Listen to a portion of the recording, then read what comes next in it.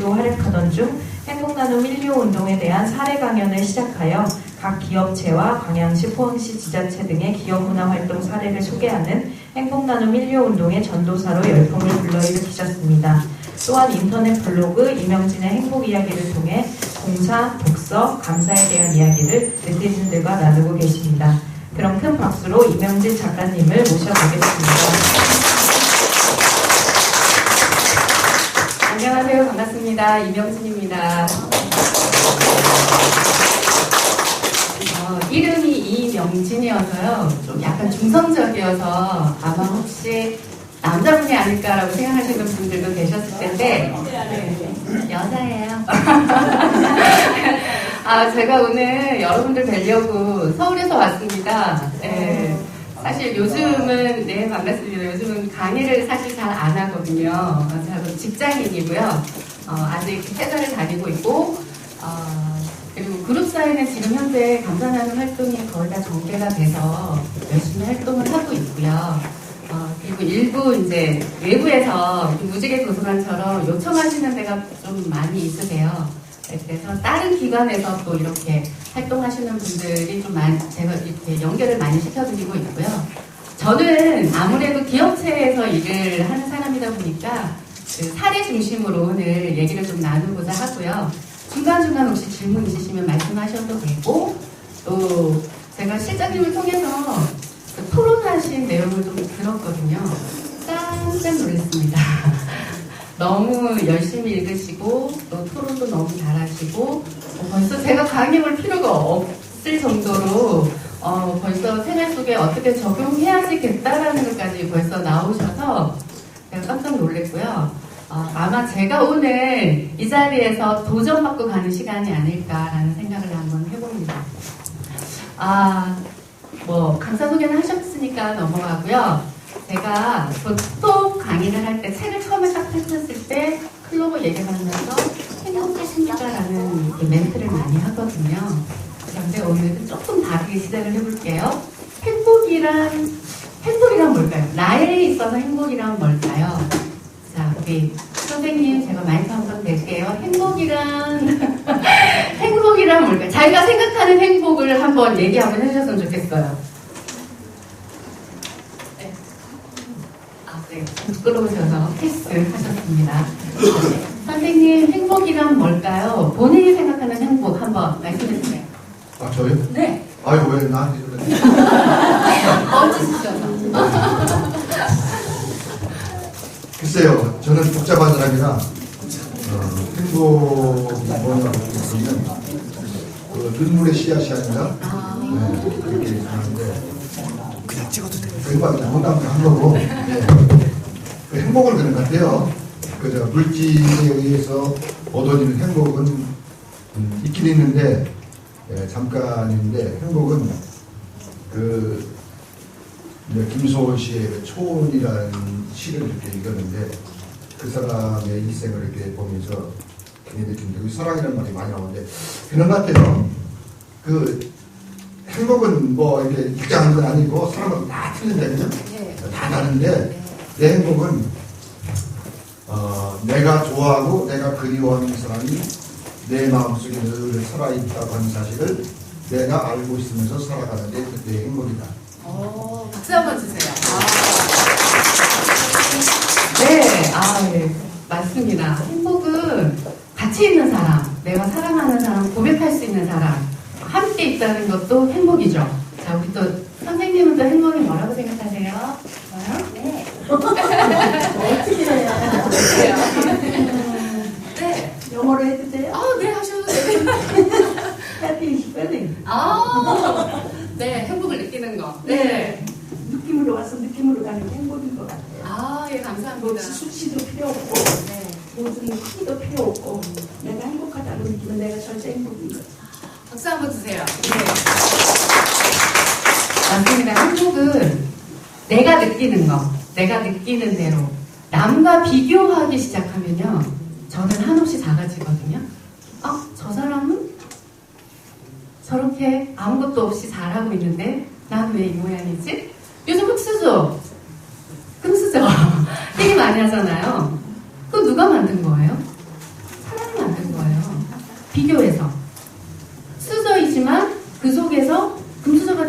있을 수 있습니다. 요즘은 있을 수 없다고들 하지만 저는 제가 봤을 때 있을 수 있거든요. 이런 말은 잘 안 하는데 사실 저도 어떻게 보면 흑수저입니다. 네, 왜? 저도 어려운 환경에서 생활을 했거든요. 그리고 저도 중간에 중간중간에 학업에 도전했던 사람 중에 또 한 사람이고요. 그래서 사실 학위가 한 2개 정도는 됩니다. 사실은 왜? 부모님이, 사실 처음에는 조금 괜찮으셨는데, 어느 순간 자녀 3명의 양육을 못 해주는 환경이 되셔가지고요. 그래서 제가 둘째거든요.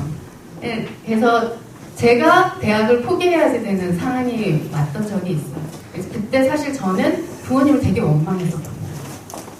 정말 원망했었고, 사실 감사활동 하기 전에 20대 한 중반까지도 순간순간 그게 막 생각이 났었어요.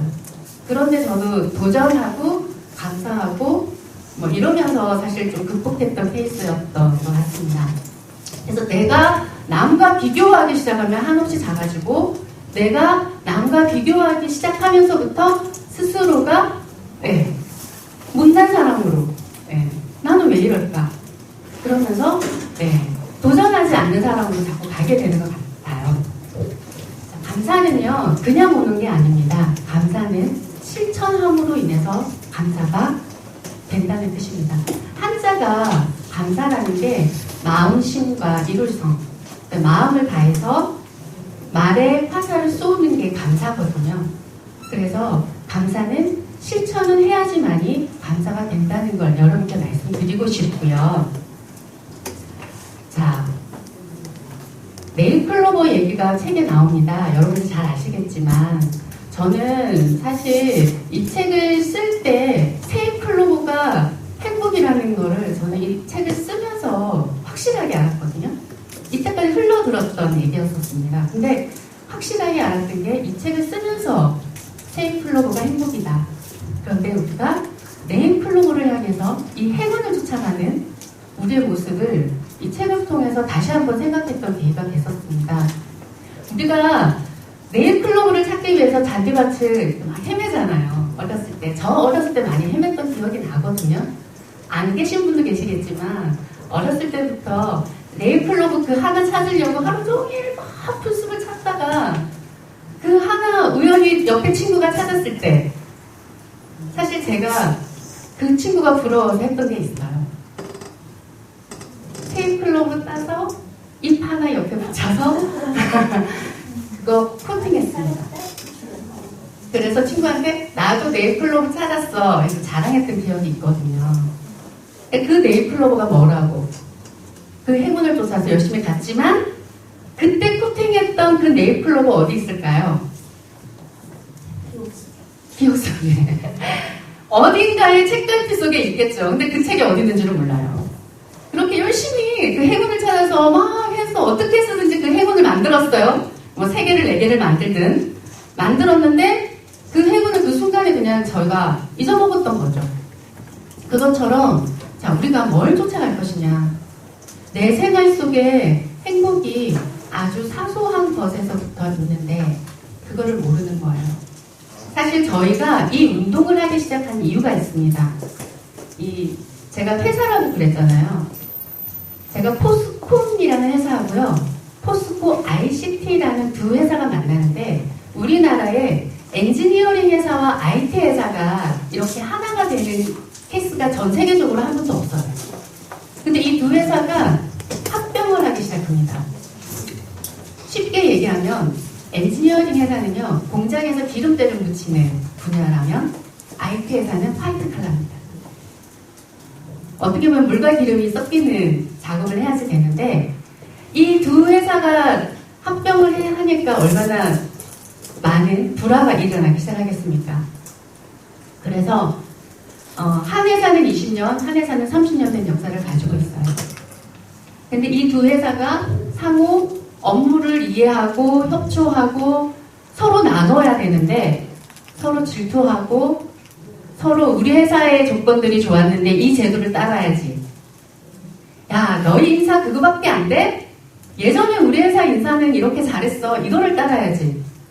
서로 자기들 좋은 것만 계속 얘기하면서 이 의견이 좁혀지지 않았어요. 그래서 기존에 일하는 방식을 계속 고수하기 시작하면서 통합은 했는데 제도도 만들고 이렇게 하세요 저렇게 하세요라고 공지를 하지만 아무도 따라주지 않는 거예요. 그래서 저희들이 여러 가지 방법들을 많이 제시를 하고 했지만 그게 서로 하나가 되지 않아서 저희들이 마음을 하나로 정렬하고 그리고 강한 기업 문화를 진정성을 가지고 일관성 있게 지속적으로 추진하고자 기업 문화를 만들기 시작했어요.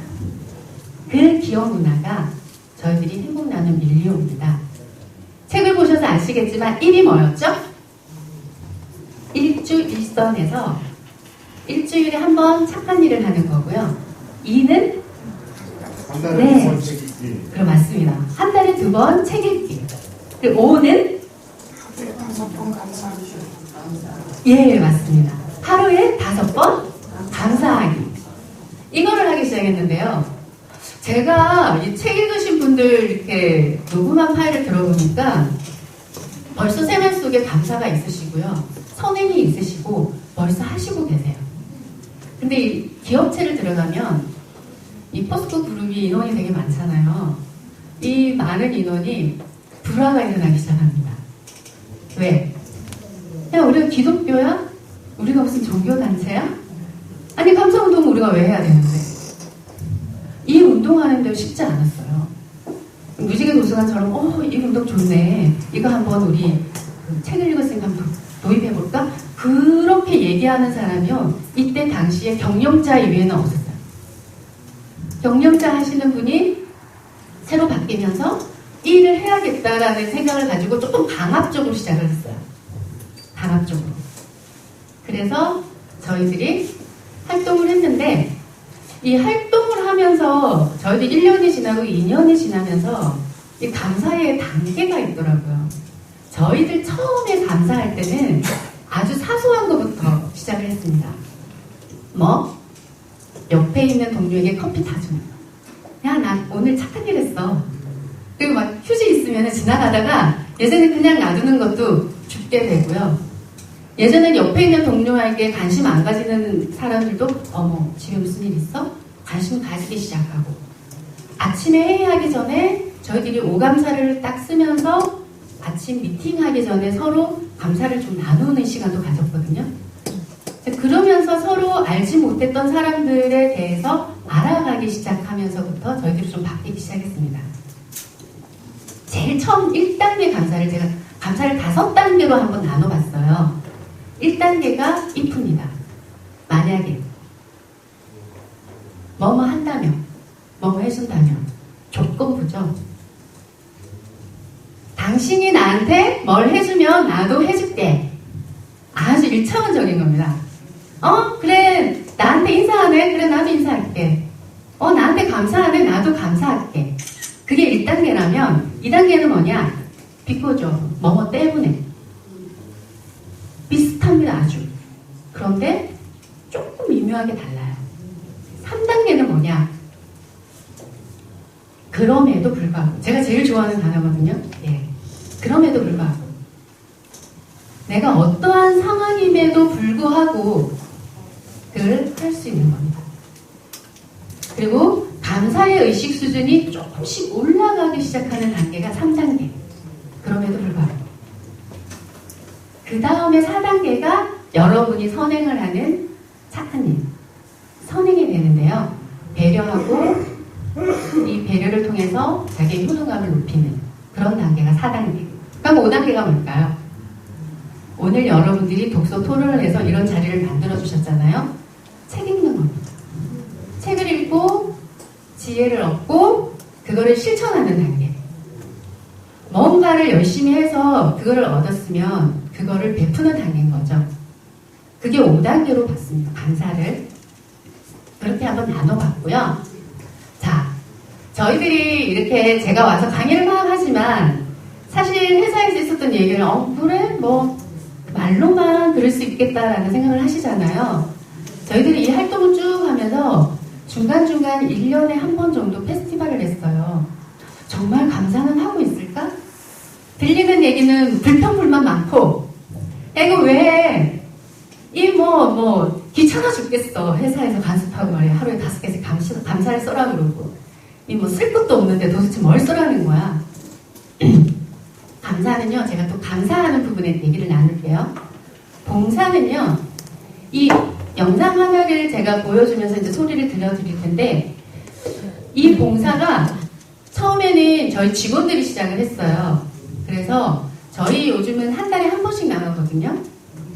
기관도 가고, 재능 기부도 하고, 전기 안 들어오시는 데는 전기도 고쳐드리고, 네, 그리고 이렇게 무지개 도서관처럼 복지관 가서 봉사도 하고, 그리고 논밭 가서 농사도 짓고, 많은 일들을 해요. 또 IT도 하니까 컴퓨터도 가서 고쳐주고, 많이 하는데, 어느 날 사람들이 회사 사람들만 모이기 시작하다가 가족에 있는 와이프도 데리고 오고, 애도 데리고 오고, 가족을 데리고 오기 시작하더라고요.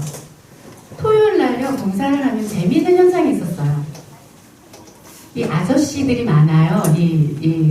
제철 쏘다 보니까 아저씨들이 많은데, 이 아저씨들이 토요일 날 딱 모여서 봉사활동하고, 그 다음에 아저씨끼리 뭉쳐서 놀러 가요.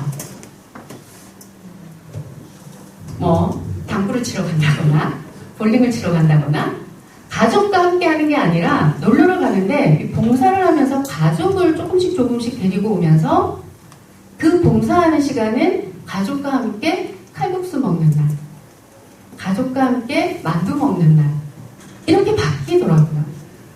그래서 봉사를 시작하는데 또 중요한 건 요즘 학생들이 봉사 실적이 있어야지 되잖아요.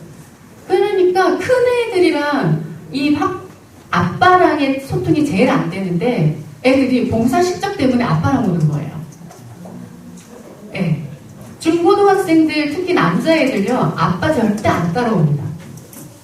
그런데 이 봉사 실적 때문에 아빠랑 와서는 그때 휴지 줍고 이렇게 활동하면서 조금의 대화를 시작하는 거죠. 그리고 어린애들은 아빠 따라왔는데 여기 큰아빠들이 많아요. 1,000원씩 용돈 받는 재미에 아침에 봉사하는 날 되면 아빠 나갈 때 문 앞에 서 있는 애들도 있다고 그러더라고요. 따라갈 거라고. 그렇게 되면서 시작했는데 그 봉사 사례를 저희들이 실제적으로 가정에 변화가 있었냐, 혹시 봉사하면서 각자 어떤 일들이 있었냐, 그런 것들을 공모를 한번 해봤어요. 한 1년 반 정도 활동을 하고, 그러면서 저희들이 페스티벌에서 우수 사례로 뽑힌 감사, 봉사, 독서에 대한 영상을 하나씩 제가 준비를 해왔거든요.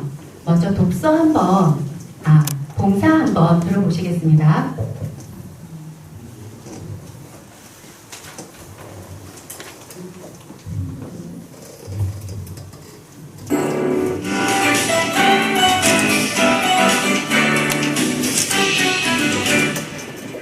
저희 부부는 결혼한 지 20년 됐는데요. 가끔 늦은 저녁에 맥주 한잔 하면서 애들 크는 이야기, 세상 살아가는 이야기를 나누는데, 하루는 남편이 회사에서 하는 행복나눔 운동에 대해 이야기를 했습니다. 요즘에 아침마다 감사 문자 보내는데 그거 뭐예요? 그거 우리 회사에서 행복나눔 일조라는 운동인데, 한 달에 한 번 봉사활동하고, 한 달에 2번 책을 읽어야 되고, 하루에 감사하는 5가지를 쓰는 게 좋은 취지인데, 막상 하려고 하니까 쉽지가 않네요. 참 좋은 운동인데 우리 가족끼리 같이 했으면 좋겠다. 저희 부부는 감사한 일들에 보답할 수 있는 방법을 찾아보기로 이야기했는데요. 남편은 회사에서 동료들과 함께 봉사활동을 하면서 실천하고 있는데, 제 자신은 무엇을 해야 할지 모르겠더라고요. 그러던 중 장애인들을 위해 뭔가 해보자는 생각이 들었습니다. 그렇다면 내가 뭘 할 수 있을까 고민하던 중에 수화를 배우게 되었습니다. 매주 월요일, 목요일 저녁 2차례 배우고 있는데요. 하루 종일 병원에서 근무하다가 수화를 배우러 갈 때는 그냥 집에 가서 쉴까 이런 생각도 간절히 하기도 합니다. 수화를 하고 있습니다.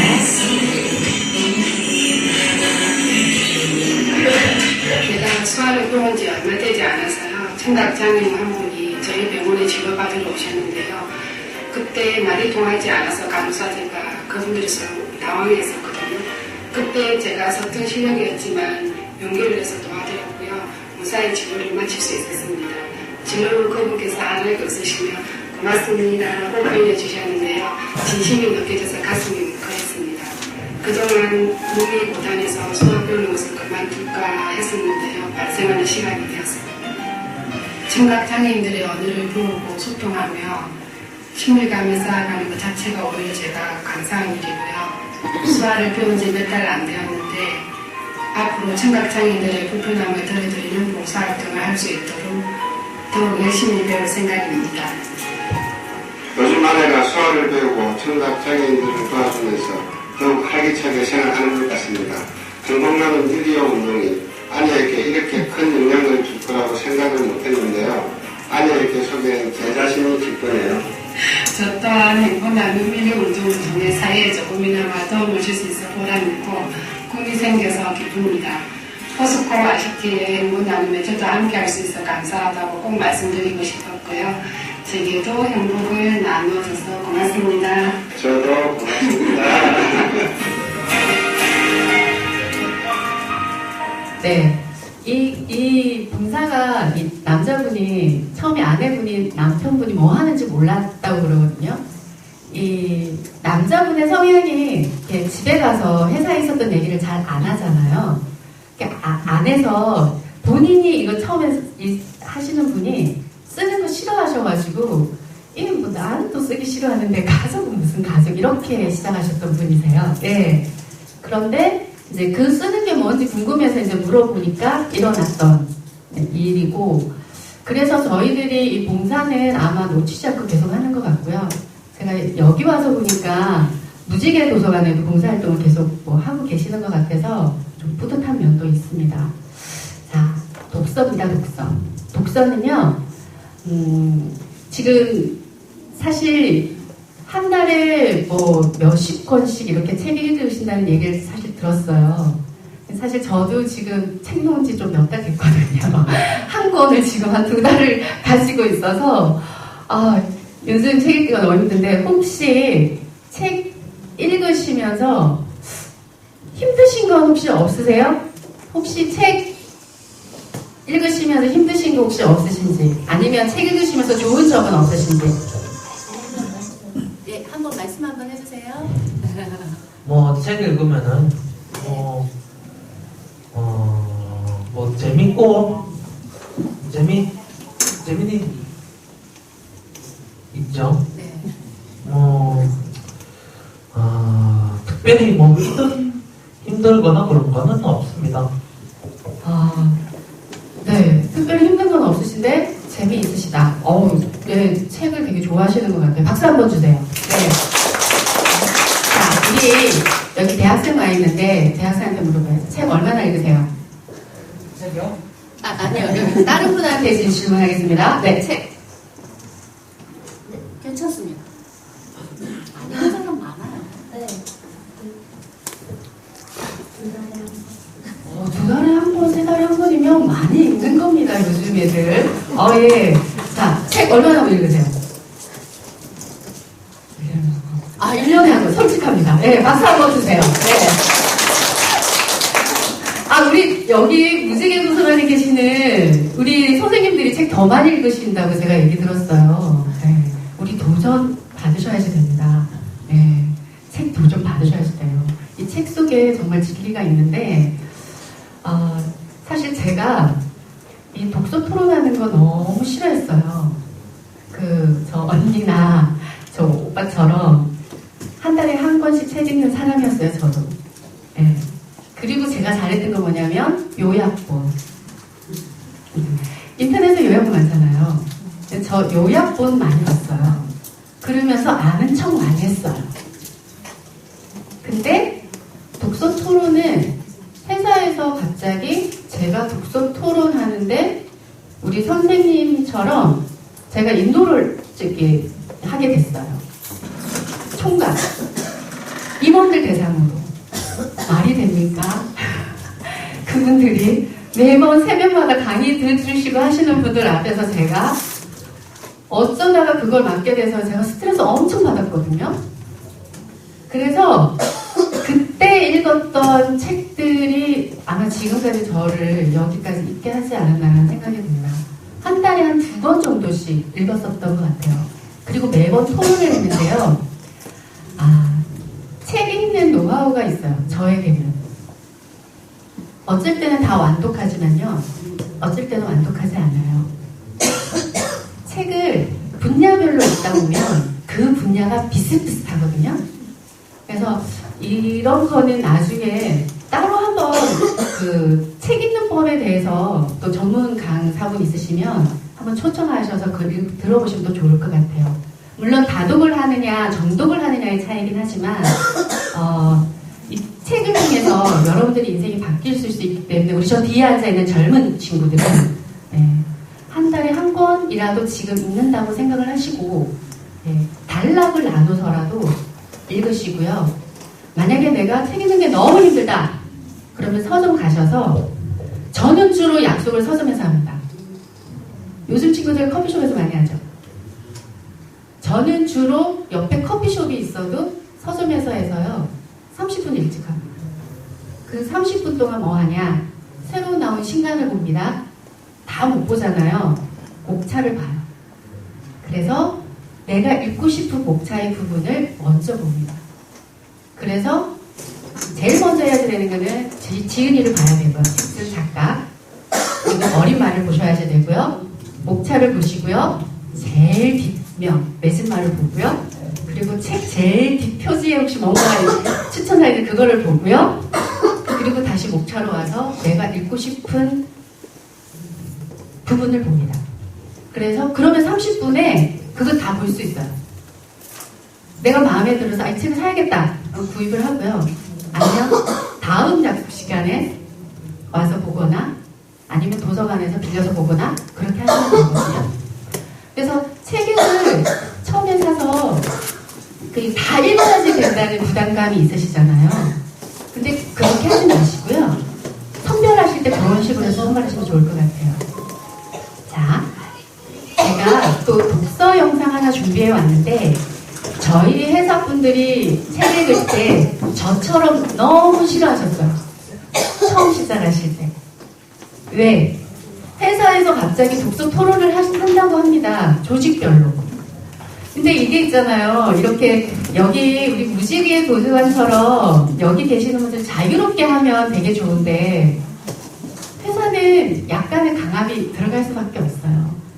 회사에서 하다 보니까 직원들한테 한 달에 2권씩 책을 읽어서 독후감을 내게끔 했었어요. 그래서 처음에 엄청 스트레스를 받았어요. 그러면서 개선했던 게 뭐냐? 이거를 독후감이 아니라 그냥 한 줄이라도 느낀 점을 조직별로 한 사람씩 이렇게 나눠서 그걸 그냥 정리해서 올리는 걸로. 그렇게 해서 시작을 했거든요. 근데 재밌는 건 뭐냐면요. 다 읽어야지 된다는 부담감이 처음에는 있었는데 이제 사람들이 한 번 하고 2번 하고 요령이 생기면서 내가 책 읽은 부분까지만 얘기를 나누는 거예요. 그러니까 이거 제가 진행을 하다 보니까 책은 한 권인데 토론하는 사람은 10명이에요. 그러면 거의 사람들이 느끼는 부분이 비슷비슷하거든요. 그래서 어떻게 할까? 각자 시간을 줬어요. 배정 시간. 3분 이상 넘기지 마세요.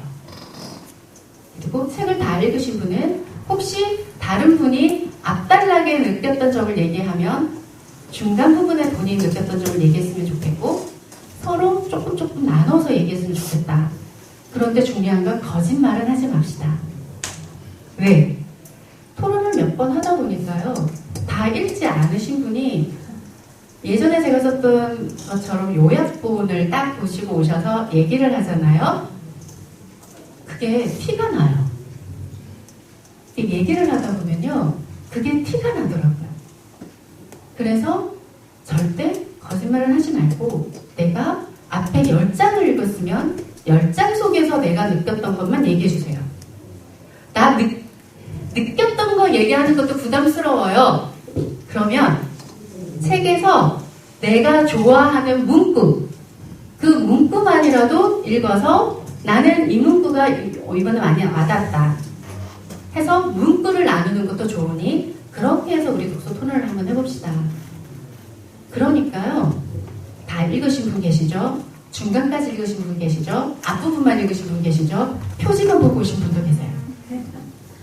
근데 재밌는 거 뭔지 아세요? 그 10명이요, 그 책을 토론을 딱 하고 나면 그 한 권을 다 읽은 거예요. 왜? 각자의 느낀 거를 얘기를 하다 보니까 중간 핵심적인 거를 다 얘기하게 되는 거예요. 그러니까 어느 날 사람들이 나는 책을 안 읽었는데 그 자리에 앉아 있어요. 그리고 팔짱 끼고 계속 듣고 있어요. 그리고 나가서 뭐라 그러지 아세요? 야, 나 그 책 읽었어. 난 그 책 읽었어, 그 책. 내가 직접 읽은 건 아니지만 난 그 책 알아. 이렇게 되는 거예요. 근데 저희 그 공장 현장에 계시는 분들이 너무 책 읽는 거 힘들어 하셨어요. 왜 힘들어 하셨냐? 나이가 많으셨어요. 현장에 계시는 분들 연배가 거의 40대 이후 50대 분들이 많으셨는데 그분들이 그러시는 거예요. 내가 앞장을 열심히 읽었어. 근데 뒤로 넘어갔는데 앞에 무슨 내용인지 까먹는 거죠. 그리고 또다시 앞을 읽으셔요. 근데 또 까먹으시. 진도가 안 나가니까 이분들이 책 읽는 걸 너무 힘들어 하시는 거예요.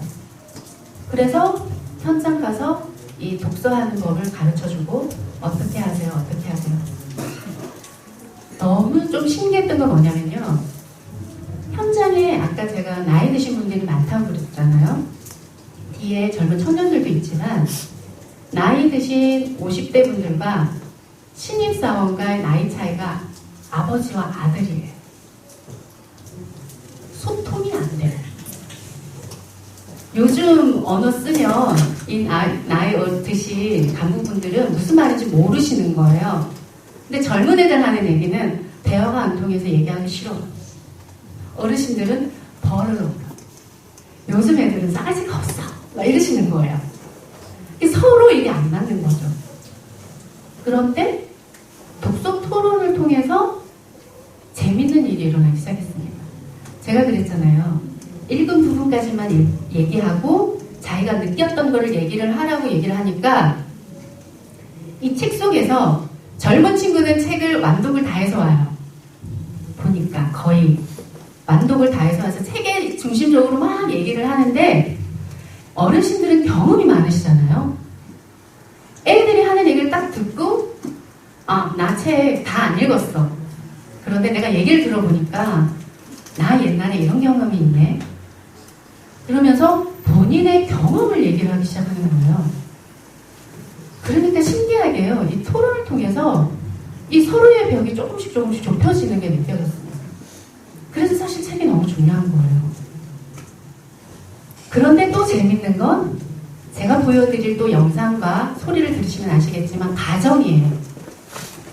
이 아빠들이 회사에 와서 이제 책을 어쨌든 표지를 보든 뭐를 보든 책을 가지고 토론을 해야지 되니까 집에서 어쨌든 책을 볼 거 아니에요?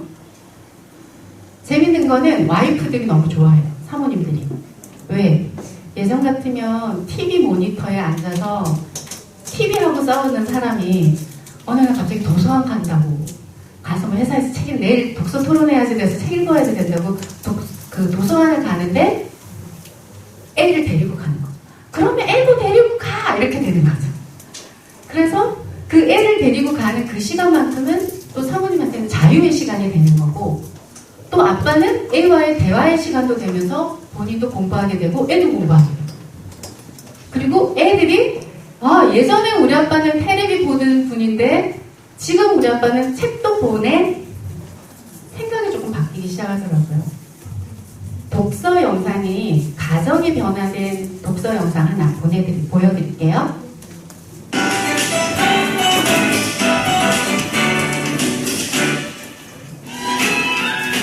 긍정 매뉴얼. 삶의 우선순위를 정하는 법과 세상으로 나아갈 때의 마음가짐을 챙기는 법에 관한 책입니다. 어떻게 보면 흔한 자기계발서지요. 그런데 이 책을 초등학교 3학년 아이가 부모님한테 권했다면 믿으시겠습니까? 독서가 만들어낸 놀라운 이야기 속으로 여러분을 초대합니다. 가민이가 그런 적이 있었어요. 용돈 모아서 아빠한테 책 사드리겠다고. 그러냐 하고 넘겼죠. 그런데 크리스마스 이후에 정말로 책을 산 거예요. 그것도 어른이 읽을 법할 자기개발서. 하도 당황스러워서 한동안 말을 못했습니다. 아빠가 평소에 변화, 긍정적인 마인드, 자기개발 이런 책을 많이 보실 줄은 몰랐어요. 언젠가부터 책에 관심이 많던 아이들. 임정찬 차장은 그냥 막연히 기특하게만 생각하고 있었습니다. 독서에 대한 열정이 남다른 아이들을 보며 기뻐하는 것도 잠시. 아빠는 스스로의 모습을 되돌아보게 되었습니다. 다른 집들도 다들 그렇겠지만 집에서 쉴 때 보면 저랑 와이프는 거실에서 TV를 보면서 시간을 보내거든요. 근데 애들은 큰 방에서 책을 보다가도 우리가 TV를 보면 결국 이 큰 방에서 TV를 봐요. 아, 이건 아니다 싶었죠. TV로 인해 둘로 갈라진 가족. 책에서 점점 멀어져가는 아이들. 해결할 방법이 없을까? 고민하던 아빠는 결국 폭탄 선언을 하고야 맙니다. 그 방을 부족하로 만들자.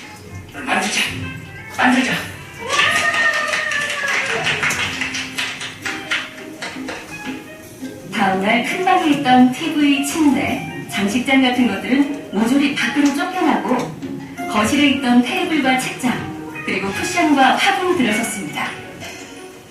여기 들어가도 돼요? 왜? 안 되니까. 이거 좀 만들어 찍자고요. 그렇게 책에 푹 빠져 살게 된 가족. 아내도 아이들도 점점 책과 가까워졌다고 합니다. 온 가족이 시간만 나면 우리 집 미니 도서관에서 살아요. 남편이 처음에 CEO 추천 도서로 보내줬는데 어렵다는 선입견 때문에 읽지 않았었는데 한두 번 읽다 보니 재미도 있고 그리고 관심도 많이 가져주더라고요. 맞벌이 하면서 시간이 없어서 책을 많이 못 읽었지만 남편이 보내준 책 한두 번 읽다 보니까 책도 많이 쌓아가고 그리고 남편하고 더욱더 공감의 형성이 돼서 가까워지는 것 같아요. 그렇게 책에 푹 빠져 살게 된 가족. 아이들의 변화도 눈부셨습니다.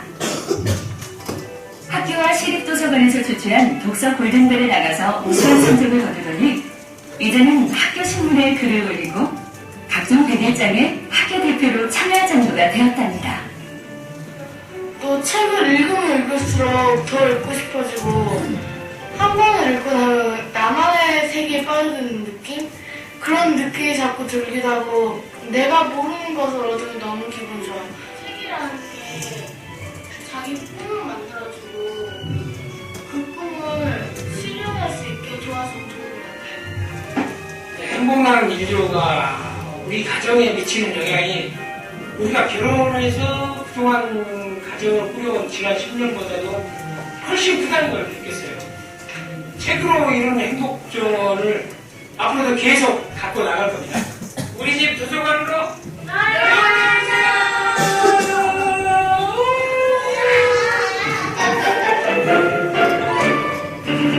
책이 자기 꿈을 이루게 해주는 멋진 도구 같다는 말을 초등학교 3학년이 저렇게 얘기해요. 네. 그래서 깜짝 놀랐어요. 초등학교 3학년이? 네.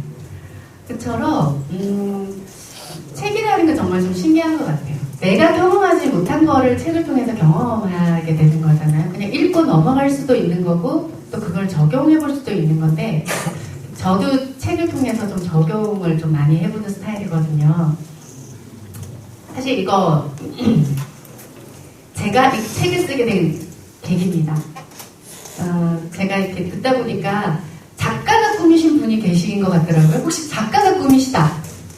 난 작가는 한 번쯤 해보고 싶다. 아니면 글을 한 번쯤은 쓰고 싶으시다. 혹시 있으시면 손 한번 들어와 주세요. 아니면 살짝 가슴팍에? 없으시네? 없으시네? 아, 그러셨구나. 예. 사실 저는요, 원래 책을 이렇게 쓰려고 했던 그게 아니거든요. 근데 어떻게 하다 보니까 이 활동했던 거를 좀 나누고 싶어서 쓰기 시작을 했고요. 사실 제가 보물지도라는 책을 한번 봤어요. 이 책 되게 얇아요. 제가 선택했던 이유 중에 하나예요. 또 얇아서. 근데 얇을 때 제가 이 책대로 한번 따라해봤어요. 이 책이 뭐냐면 내가 하고 싶은 거를 보물지도를 만들어서요. 요거 사실 저희 집 냉장고거든요. 냉장고 그 옆면이 이렇게 다 비어 있잖아요. 보통 이렇게 집 들어가면 아니면 앞면을 쓰셔도 되고 냉장고 옆이 저희 비어 있어서 거기다가 스티로폼 있죠. 그거 이렇게 해서 위에 색지 붙여서 내가 이루고 싶은 꿈을 적어서 붙이기 시작했어요. 아, 나 이거 하고 싶어. 나 이거 하고 싶어. 이거 하고 싶어. 붙이기 시작했어요. 그래서 그거를 계속 보기 시작하는데 그냥 냉장고 옆에만 붙인 게 아니고요. 이거를 사진을 찍어서 조그만한 제 그 지갑이거든요. 지갑에다가 넣어서 얘를 항상 보게 가지고 다녔어요. 그러면서 자꾸 생각하게 나는 거예요. 그때 제가 책을 냈어요. 그래, 나도 책 한번 써볼까? 글 한번 써볼까? 그러면서 글쓰기 모임이 일단 먼저 들어가고 글쓰기 모임에 들어가서 여러분들처럼 독서 토론도 한번 하고 그러다가 책을 냈어요. 그래서 여러분 꿈을 꾸시면요 이루어질 수 있어요. 어떻게? 내가 도전하는 거야.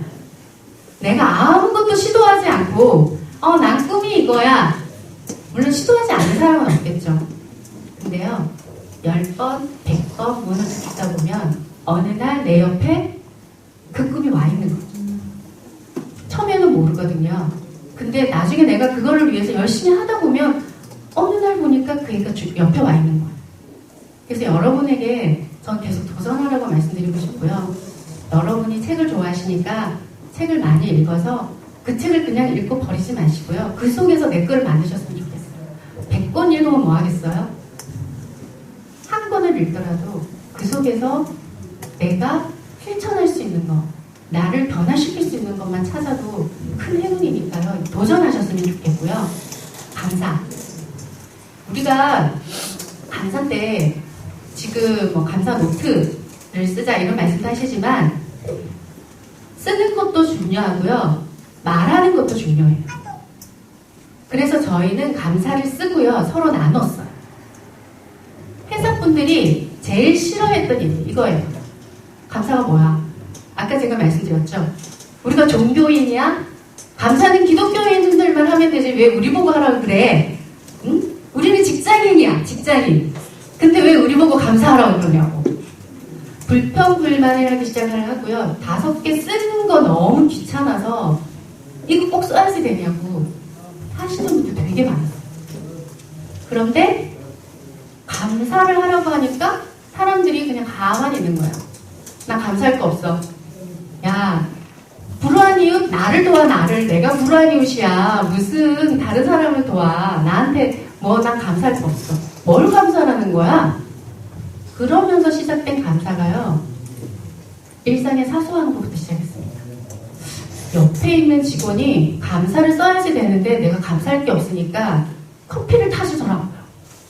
오늘 커피 내가 타줄게. 오늘 커피 내가 뽑아줄게. 그러면서 내가 동료에게 커피를 타줬다. 그래서 감사하다를 시작하더라고요. 아, 오늘 내가 우리 와이프한테 나오기 전에 안아줬어. 그것도 감사하기 시작을 하더라고요. 일상의 아주 사소한 것부터 감사하기 시작하더라고요. 내가 넘어질 뻔했는데 안 넘어졌네? 옆에 있는 우리 동료가 어딜 다쳤어. 내가 걱정해주고 그 사람한테 문자 메시지 하나 보내는 것도 감사하기 시작을 하더라고요. 아까 조건부 감사했잖아요. 1단계 감사부터 시작했어요. 저희들이 아주 사소한 거. 내 손 잡아줘서 고마워. 그렇게 시작한 감사가 저희들이 직장이 여기 뭐 직장 다녔었던 분도 계시고 또 동료분들과 같이 계시는 분도 계시겠지만 이 같이 있다 보면 경쟁을 하게 되거든요. 친구와도 경쟁하게 되고 동료와도 경쟁하게 되고 옆에 있는 사람하고도 경쟁을 하게 되잖아요. 감사를 할 수가 없어요. 근데 이 감사를 쓰고 서로 나누다 보니까 그 부분이 조금씩 해결되기 시작을 했습니다. 그리고 제일 중요한 거, 제가 이 감사, 이 활동하면서 제일 힘들었던 게 주변에 이제 시기 질투하는 사람이 생기기 시작하더라고요. 야, 이명진이가 마이크를 잡고 다녀. 쟤가 뭐라고? 야, 걔가 어디 그룹사에 가서 강의를 했대. 걔가 뭐라고?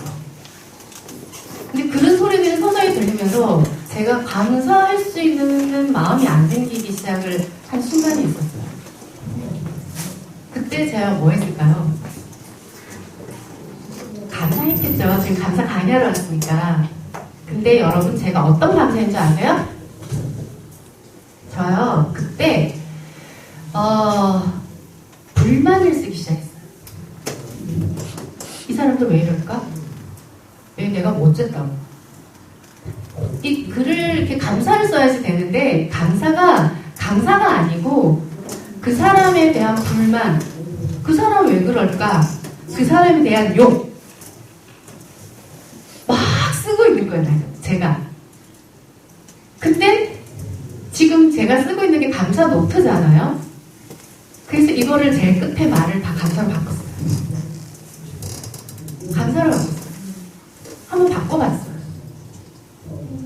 근데 재밌는 일이요. 제가 그거를 하루에 50감사를 도전했어요. 그때. 그래, 뭐 내가 이 감사 활동을 하고 있으니까 나에 대한 도전을 한번 해보자. 100감사도 쓴다는데 내가 하루에 50개씩 한번 도전해보자. 처음에 50개를 못 쓰고 처음엔 30개를 썼어요. 하루에 일어나는 사소한 일까지 다. 출근하면서부터, 운전하면서부터, 아침에 눈 뜨면서부터 사소한 감사부터 시작해서 회사에서 일어나는 안 좋은 일까지 다 적어가면서 욕을 실컷 하고요. 그리고 이 사람이 나한테 새로운 도전을 하게 해줘서 감사합니다. 엉뚱한 거 막 갖다 붙이는 거예요. 저 스스로가. 그렇게 해서 제가 50일을 도전을 했었거든요. 근데 재밌는 일이 일어났어요. 감사했는데요. 그 사람이 조금 바뀌기 시작을 하고요. 중요한 건 제가 마음이 너무 편한 거예요. 그 사람을 두고 제 마음이 너무 편하니까 전 저녁에 집에 가서 많이 울었거든요. 그래서 그때부터 제가 감사는 그럼에도 불구하고 제가 좋아한다 그랬잖아요. 내가 좋은 환경에 있을 때만 감사하는 게 아니라 내가 나쁜 환경에 있을 때도 그거를 빌미 삼아 내가 감사할 수 있어야 되겠구나. 그래야지만이 내가 진정한 감사하는 사람이 되겠구나라는 걸 그때 확실하게 느꼈고, 그때 그 계기로 인해서 한 1년 정도가 지나고 제가 지방에 있다가 서울로 왔거든요. 여러 가지들을 감사를 생활 속에 하다 보니까 제 생활에 많은 변화들이 일어나기 시작을 하더라고요. 그것도 좋은 것으로. 제가 종교인이라 제가 얘기하긴 그렇지만 아무튼 그 감사를 통해서 뭐 저를 변화시키는 것뿐만 아니라 주변 사람들도 이렇게 조금 바뀌게 하는 그런 역사들이 일어나기 시작을 하더라고요. 여러분, 제가 백감사에 대해서 얘기하기 전에 아마 책을 보셨으니까 언제 한번 백감사를 여기 계시는 분들이 직접 쓰지는 못하시잖아요. 그러면 우리 봉사하시는 분들이랑 이렇게 서로 눈이 되고 손이 되어서 한번 해보시는 것도 좋을 것 같고요. 아니면 자기 목소리를 녹음을 시켜서 나에 대한 감사를 한번 시작해보셨으면 좋겠어요. 제가 백감사를 할 때 어머니, 부모님에 대한 백감사를 한번 써봤고요. 근데 쓰다 보니까 쓸 말이 어느 정도 가니까 탁 막히더라고요. 그래서 제가 감사를 시기별로 나눴어요. 0세부터 3세? 내가 기억나는 엄마가 나를 가졌을 때 어땠을까를부터 시작을 해가지고요. 이 생애 나이를 기준으로 해서 청소년기, 중년, 장년 뭐 이런 식으로 쭉 해서 이렇게 나눠서 쓰니까 조금 써지더라고요. 한 10개씩, 10개씩, 뭐 15개씩 이렇게 나누니까 어느 정도 써지면서 아까 제가 그랬잖아요. 좋은 것만 쓰는 게 아니라 내 속에 안 좋았던 거. 엄마, 아빠가 나한테 서운했던 것도 적었어요. 그러면서 그 속에서도 돌이켜보니까 감사한 게 있더라고요. 서운한 게 왜 없었겠어요. 그러면서 감사를 쓰기 시작하니까 쓰면서 많이 울었거든요. 엄마한테 내가 이게 참 서운했는데 또 맺혔던 게 그거를 통해서 좀 풀리기 시작하고요. 저희 부모님이 그걸 딱 받으시더니 그 처음에 하셨던 말씀을 웃으시면서 니 그 옷 다 있더라 이렇게 말씀하시면서 고맙다고, 네가 그때 이런 마음을 가졌는지 몰랐다고 그러시면서 그래도 감사해줘서 나도 감사하다는 말씀을 해주셨거든요. 그렇게 부모님한테 감사를 쓰고 나서 제가 제 자신에게 100가지 감사를 한번 써봤어요. 그래서 여러분들 여기 지금 또 젊은 청년들 많은데 자기에 대한 백감사도 한번 써보세요. 부모님에 대한 백감사도 써보시고요. 자기에 대한 백감사도 써보세요. 100개 너무 많아 50개라도 써보세요. 까짓 거 뭐 하면 써보지? 써보세요. 까짓 거 너무 힘들어요. 그래서 제가 팁을 드리는 거예요. 조금 시기를 나눠서 아니면 나의 그런 것들 조금 나눠서 쓰다 보면 그런 것들이 나오거든요. 여기 계시는 분들은 녹음을 한번 하셔가지고요. 그걸 한번 쓰시고 한번 녹음해보고 들어보고 또 내 지나온 생들을 이렇게 한번 돌이켜보는 것도 나쁘진 않으실 것 같아요. 저희 직원이 어머니에게 백감사 쓴 내용이 있습니다. 남자 직원분이거든요. 한번 들어보실게요. 17 어린 나이에 외동아들에게 시집오신 어머니, 딸 6살 내리 나오면서 마음고생 많이 하시다가 7번째 드디어 낳은 아들이 바로 나. 농사 지으며 늙지 않은 살림에도 8남매를 건강하게 키워 모두 출가시키며 어느새 83년 인생을 사셨네요. 혼자 계신 지 10여년이 훌쩍 흘렀어도 자식들 불편하다며 한산코 혼자 살겠다는 어머니. 대구에 홀로 계신 어머니께 백감사를 썼습니다. 그리고 어느 날 어머니께 날아온 한 장의 편지. 이 답이 왜 하냐면 편지를 감사하고 해줘서 감사합니다. 해줘 감사합니다. 감사 편지 몇 장이 나왔느냐. 그래 내가 너무 참 마음이 막 움직여가지고 전에 내가 뭔 소리라도 답장해줘야 되겠다 싶어가 그래 이랬었어야. 감사할 줄 알아야 행복하지. 감사할 줄 모르고 이러면 번한 투서이다. 전부 내가 하면 더 좋은 것만 가려고 좋은 것만 피난 것만 이러면 감사 없지야. 감사 없고 그만이다. 그러니 항상 감사하기 행복한 길은 많이 항상 즐겁고. 사랑하는 나의 아들, 너의 서신 받고 보니 너의 착한 마음 이 편지에 적혀 있구나. 사랑하는 내 아들, 성장 기간 동안 성내는 모습 한 번도 보이지 않았고 언제나 내 마음을 편하게 해주었던 너의 모습을 생각하며 하느님께 감사 또 감사드렸다. 민들레 꽃이 피어서 바람에 날려 제자리에 숨어져 사는 것과 같이 너희들도 자기 생활 따라 잘 살아주는 것 볼 때 고마운 마음을 잊을 수가 없구나. 10식구가 생활하다가 지금은 나 혼자 민들레 꽃 대군이와 같구나. 그러나 나에게는 살라매를 선물로 얻어서 하느님께 감사할 뿐이다. 너희들이 전화 한 통이 나에게는 기쁨을 주는구나. 너희 세 식구가 서로 사랑하고 용서하면서 신앙과 건강을 잘 보존하기를 바랄 뿐이다. 둘도 없는 내 소녀 지훈이 사랑한다. 내 생애의 편지라고는 처음이자 마지막인 것 같다. 예. 우리는 그 가정에 서로 사랑하고 화목하게 잘 지내고 건강을 유지할 수 있도록 노력 많이 하고 하나님께 기도도 많이 하고 해라. 나는 그밖에 부탁할 게 없다. 잘 지내라. 사랑한다. 우리 박수 한번 칠까요? 그러니까 이게 감사가 참 신기하더라고요. 이게 쓰고 쓸 때 쓰는 제 마음도 좀 뭉클한데 받으시는 분도 좀 뭉클하신 것 같고요. 그리고 또 쓰면서 또 여러 가지를 많이 되돌아보는 그런 계기가 되는 것 같습니다. 어머니가 그러셨잖아요. 사람이 감사할 줄 알아야 된다고. 네. 불평불만을 하면 그거밖에 안 생긴다고 그러셨잖아요. 제가 재미있는 저희들이 감사활동하면서 그 책 속에 나오잖아요. 밥 실험 보셨죠? 밥 실험, 양파 실험. 이거를요 저희들이 홍보하려고 엄청 노력 많이 했거든요. 그래서 이게 저희들 활동하고 2년, 3년 지났을 때 EBS에서 이거를 촬영을 했어요. 그래서 저희들이 그걸 계속해서 이렇게 했는데 그 영상도 한번 보여드릴게요. 여기 밥에다가 고맙습니다, 사랑합니다 이렇게 좋은 말을 쓰고요. 하나는 네, 저주합니다 뭐 이런 말을 썼을 때 밥이 나타나는 현상이 다른데 재밌는 건 뭐냐면요. 무시할 때, 무관심일 때 제일 안 좋대요. 저주하는 말보다도 무관심일 때가 더 안 좋다고. 그러니까 무관심이 얼마나 무서운지 알겠죠.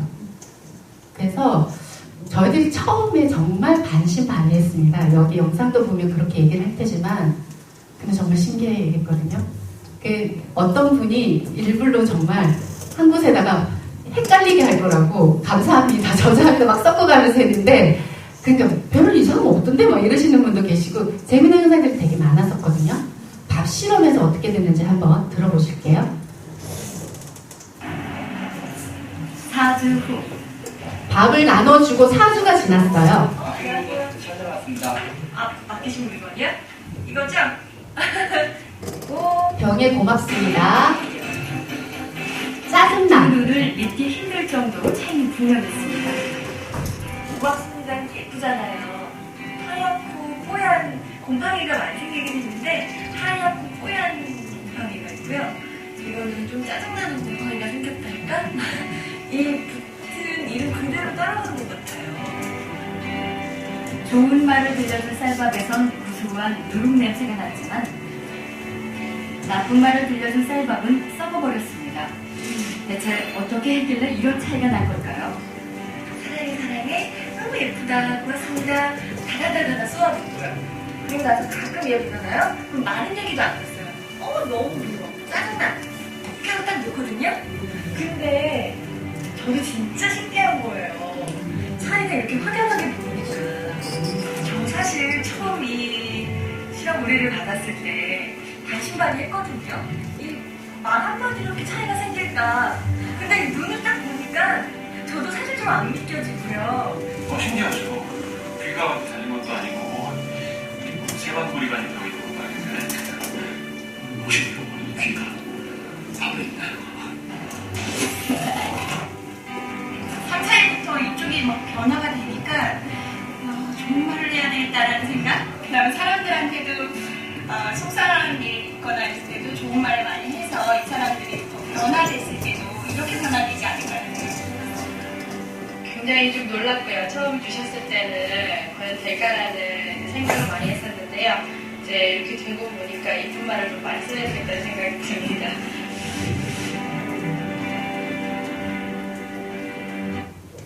네, 우리가 그 자녀 키울 때 애들한테 안 좋은 말 많이 하시잖아요, 어머니들. 근데 절대 그러시면 안 된다는 거. 그래서 어르신들이 예전에 죽일로만 하지 말고 애 살로만 하라고 했던 말들이 막 기억이 나더라고요. 이걸 그때 실험해보고 나니까 좋은 말씀 많이 하시면 말하는 대로 된다는 거. 우리 말에는 힘이 있거든요.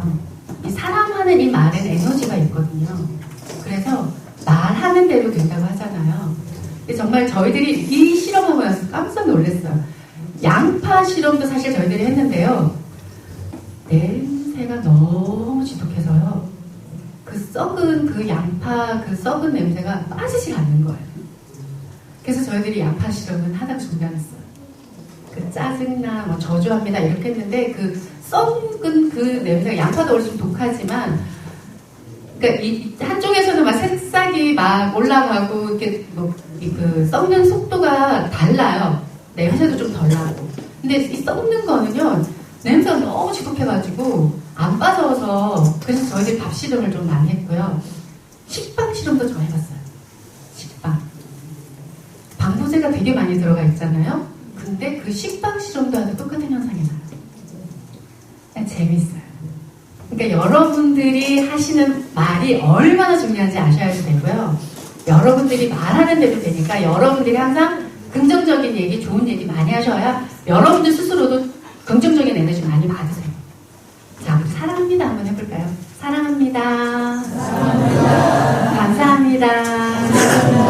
고맙습니다. 생활 속에 항상 이런 말들이 넘쳐났으면 좋겠습니다. 자, 제가요, 이제 거의 이제 마지막입니다.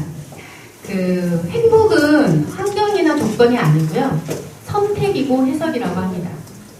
여러분, 일본에 여기 마시다 고노소케라는 분이 계세요. 이분은요, 나는 가난했고 허약했고 배우지 못했다고 그랬거든요. 그런데 나는 가난함 때문에 부지런함을 얻었고, 그리고 나는 허약했기 때문에 건강의 중요성을 알았고, 나는 배우지 못했기 때문에 누구보다도 배우려고 했다. 그리고 헬렌 켈러가 했던 게 있죠. 생후 10병으로 보고 듣고 말하지 못했잖아요. 삼중고를 겪은 장애인이었어요. 근데 어떻죠? 나의 역경 때문에 나 자신, 나의 일을 발견해서 감사하다. 그리고 한참 우리 그 백도시에 나왔던 우리 김희아 씨, 얼굴 왜 좀 뭉그러졌던 분 계시거든요. 근데 그분이 보기 흉한 얼굴로 태어나서 엄청 많은 고초를 겪으셨어요. 근데 그분이 했던 말이 있어요. 어머님, 저를 낳아주셔서 감사합니다. 그리고 그분 인생 바뀌셨잖아요. 그래서 여러분, 실패하는 사람은요, 자신이 없는 것만 본답니다. 근데 성공하는 사람은 나한테 있는 것만 보거든요. 제가 제일 좋아하는 말입니다. 행복의 반대말은 보통 많은 사람들이 불행이라고 하잖아요. 근데 여러분에게 마지막으로 제가 드리고 싶은 얘기는 행복의 반대말은 불행이 아니고 불평이 아닐까라는 생각을 해봅니다.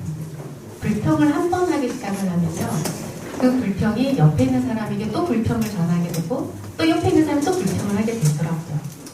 그래서 불평이 아니고 감사를 선택할 때 아마 우리가 불행하다고 느끼는 게 다 행복으로 다가오지 않을까라는 그런 생각을 한번 해봅니다. 제가 준비한 강의는 여기까지고요. 아무래도 책에 있는 내용을 좀 함축해서 여러분들과 나누고 싶었던 마음이 좀 있었고, 아마 또 책을 읽고 궁금하신 내용들도 있으실 거고, 또 개인적으로 저에게도 물어보고 싶으신 내용들도 있으실 거라고 봐요. 혹시 질문하시고 싶은 거나 아니면 책 속에서 좀 궁금하다거나 알고 싶다거나 뭐 좋았던 것도 좋고요. 한 몇 분만 제가 질문을 받고 강의를 마치도록 하겠습니다. 혹시 책 읽으시면서 뭐 좋았던 거나 아니면 뭐 알고 싶었던 거나 그런 거 있으시면 편하게 말씀하셔도 좋습니다. 한번 얘기해 주실 분 없으세요? 우리 선생님?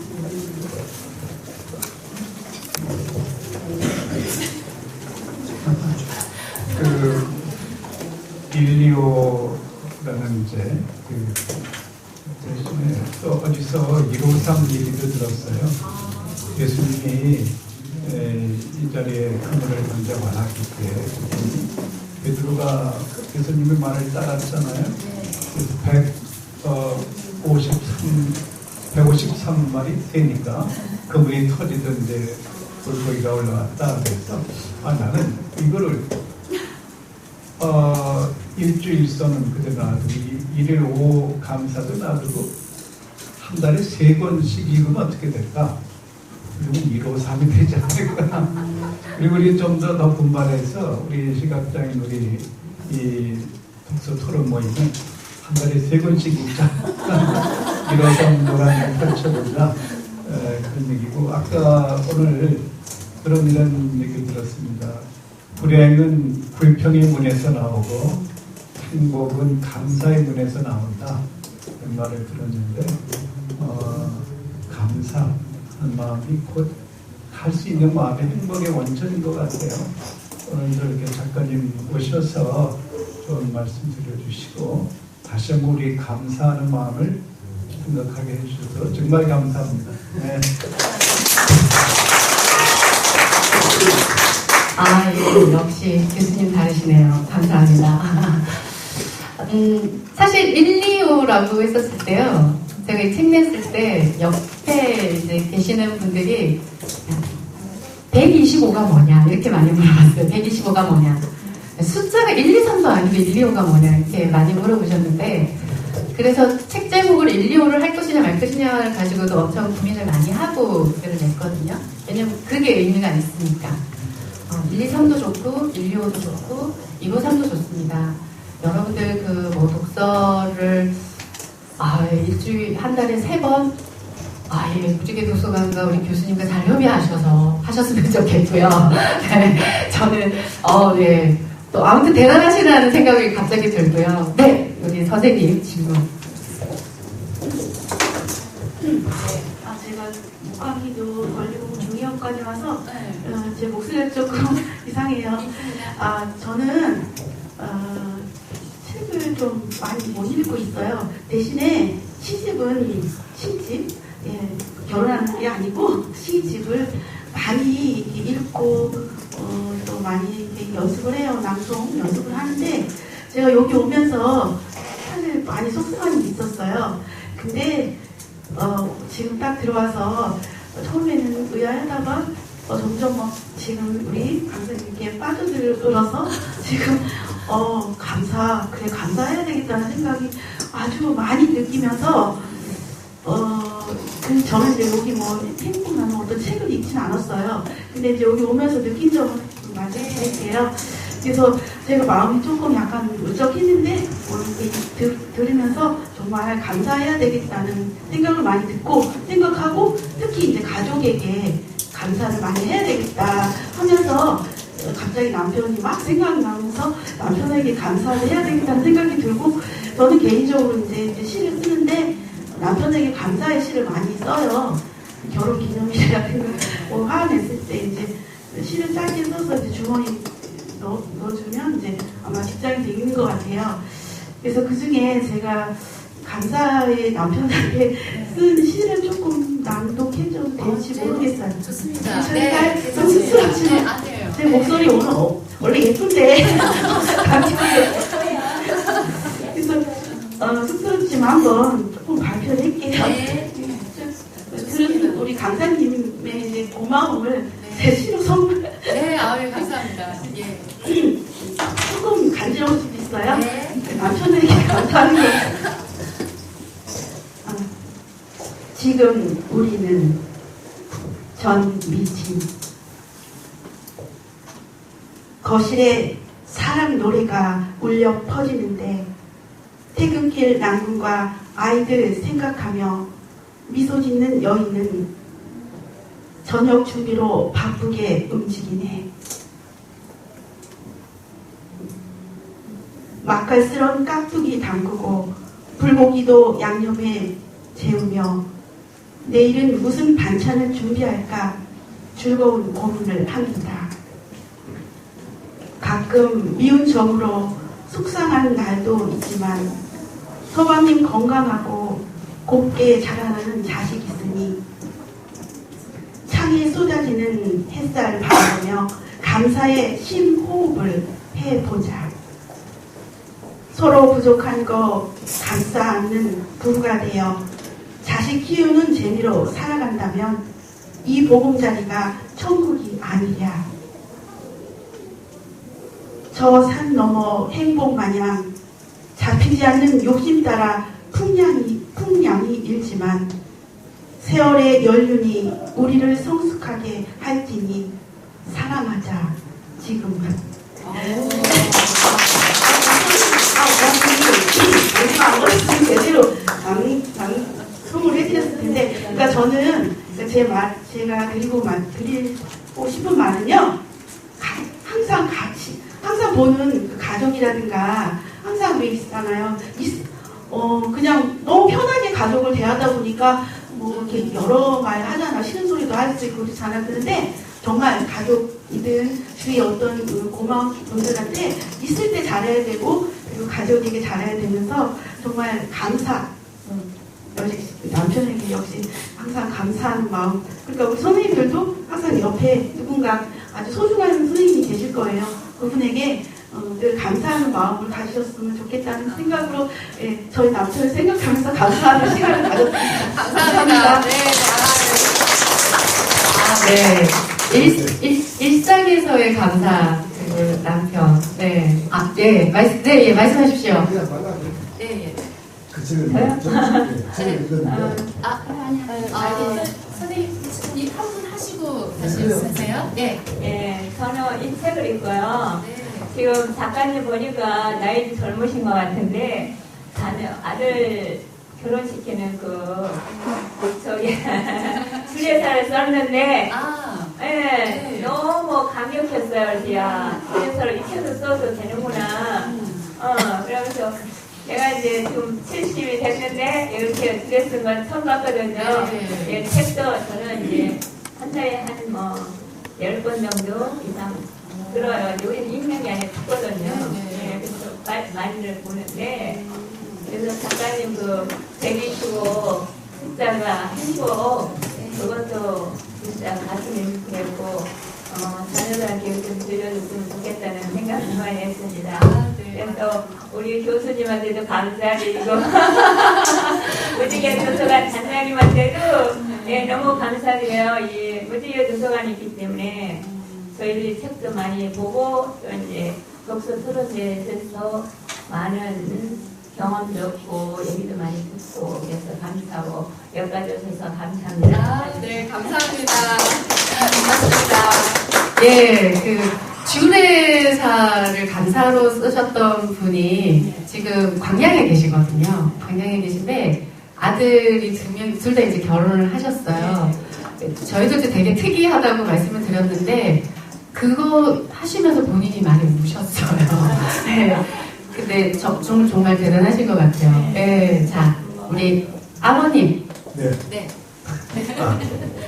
아까 네. 세 가지 이투. 예. 감사의 5단계. 아니. 그럼에도 불구하고. 예. 이투. 예, because. because. 네. 왜냐하면. 네. 그 말이 그냥 한 가지는 저기 기독교인이세요?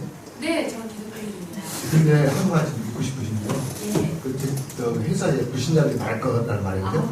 많은데 우리 기독교인이 감사하는 그 개념하고 감사하는 그 의미하고 이제 감사도 하셨으니까 그죠? 불신자들이 감사하는 그 의미와 개념이 어떻게 좀 다른가 그게 그 책 보면서 궁금했고요. 그 다음에는 거기에 이제 이투, 이코수, 에이포. 왜냐하면 그럼에도 불구하고 근데 이제 거기서 왜 감사하냐 그것까지는 좀 할 수 있겠는데 그럼에도 불구하고 이게 참 어렵거든요. 네, 환경을 내가 이제 아까 이제 강사님이 불평을 쭉 썼는데 불평의 감사를 바꾸니까 감사하더라. 굉장히 그거 마음에 와닿는데 그게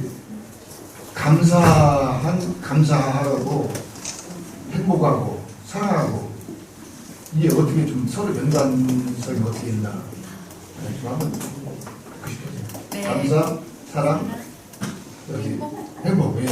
이것이 서로 연관성이 있을 거란 말이에요. 네, 한번 좀.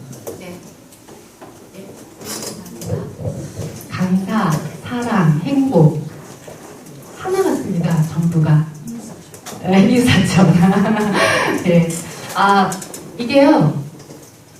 사랑이 없으면 감사가 나오기 힘들 것 같아요. 네. 그리고 사랑과 감사가 없으면 또 행복하기도 힘들 것 같아요. 뗄래야 뗄 수 없는 관계가 아닌가. 아니, 그때 질문해 주시니까 또 제가 그런 생각을 하게 되네요. 항상 사랑합니다, 감사합니다, 제가 행복합니까? 이렇게 여쭤보고. 근데 제가 이제 묻는 건요. 예. 입 받는 소리를 많이 하거든요. 네. 감사당하는데 속은 불편이 꽉 차는데 그냥 인간관계 때문에 감사합니다. 속에는 불편이 있는 거예요. 그럴 때가 있거든요. 그래서 맞습니다. 우리 기독교인의 감사하고 불신자의 감사하고 아까 강사님은 체험하셨다는 거죠? 네. 우리 기독교인 감사는 속으로 나온 감사 맞거든요. 네. 그게 어떻게 다른가? 제가 그냥 비기독교인, 기독교인 아니신 분, 이렇게 사실 구분해서 얘기하기는 좀 힘들지만, 예, 왜냐면 이 기독교인은 말씀에 근거해서 저희들이 생활을 하잖아요. 그러다 보니까 이 말씀 속에 항상 기뻐하라, 쉬지 말고 기도하라, 범사에 감사하라는 말씀을 제가 너무 좋아해요. 저희 좌우명이기도 하거든요. 그래서 범사에 감사하라는 그 하나님의 명령이기 때문에 그 명령대로 저희들이 아마 생활하다 보니까 기독교인들이 사랑과 감사가 항상 같이 다니는 것 같고요. 무의식 중에 저희들이.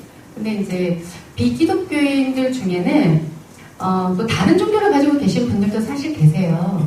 그래서 그분들도 나름대로의 그 감사가 있고, 또 어떻게 보면 또 믿는 사람들보다 더 많이 또 감사하시는 분들도 계시고, 좋은 일 하시는 분들도 계시거든요. 그래서 이렇게 서로 나눠서 뭔가를 이렇게 구분하기는 사실 좀 힘든 것 같고요. 이 감사라는 거는 일단 어쨌든 내 자신의 마음에서 우러나오고 또 내가 표현함으로 인해서 나타나는 거라고 봐요. 내가 마음이 너무 불편한데 옆에 있는 사람한테 나 너 싫어, 너 저리 가, 이렇게 얘기하면 말하는 내가 시원할 것 같죠. 근데 돌아서면요, 저 마음도 너무 불편해요. 그래서 아마 우리는 우리의 마음을 좀 숨기고, 내가 불편하지만, 내가 싫지만, 괜찮아. 그리고 뒤에 와서 우리 스스로는 괜찮게 뭐가 괜찮아. 나도 아파. 이렇게 되는 거겠죠. 그래서 이게 내 마음속에 있는 거를 다 표현한다고 해서 좋은 것도 있지만, 그게 또 그 상대방에게 상처가 되면서 그게 또 나에게도 상처가 되기 때문에 항상 저는 기도를 합니다. 지혜를 달라고. 어떠한 순간에든 제가 지혜롭게 그 상대방이 상처받지 않고 또 내가 상처받지 않고 지혜롭게 해달라고 기도를 하고요. 그리고 제가 그럼에도 불구하고를 좋아한다고 계속 말씀드렸는데, 이게 힘들어요. 너무 힘들어요. 안 좋은 일이 있으면 그 안 좋은 일부터 생각을 하기 때문에, 근데 저는 그 안 좋은 일을 계속 외면하라는 말씀을 드리고 싶지 않아요. 그거를 생각하시면서 그 속에서의 감사의 조건들을 찾으셨으면 좋겠어요. 그러다 보니까 새로운 감사들이 좀 생기더라고요.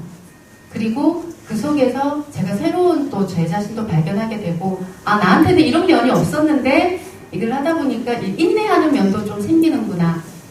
내가 이런 분류의 사람을 싫어했는데 내가 감사를 하니까 이런 분류의 사람들을 만나도 내가 강해지는구나. 이런 생각이 사실 들더라고요. 그래서 비기독교인, 기독교인을 나눠서 감사의 그 표현이나 이런 것들은 사실 감사를 함으로 인해서 다 내가 어떻게 실천하고 말을 하느냐에 따라 달라지는 거기 때문에 뭔가를 구분해서 얘기하기는 사실 좀 조심스럽고요. 다시 사랑과 감사와 이 행복은 아까 말씀하셨던 것처럼 이웃사촌이 아닐까. 우리는 서로가 함께 가야지 되는, 감사를 함으로 인해서 사랑도 일어날 수 있고, 사랑을 함으로 인해서 감사가 일어날 수 있고, 이 사랑과 감사가 함께 함으로써 내가 행복할 수 있다는 거를 항상 생각을 하시고요. 생활 속에 불만이 많고 불평이 많으시겠지만 그거를 자꾸 내 속에서 긍정의 에너지로 감사로 이렇게 전환하고 변화시키는 그런 삶을 사시면 어떨까 조심스럽게 한번 말씀을 드리고요.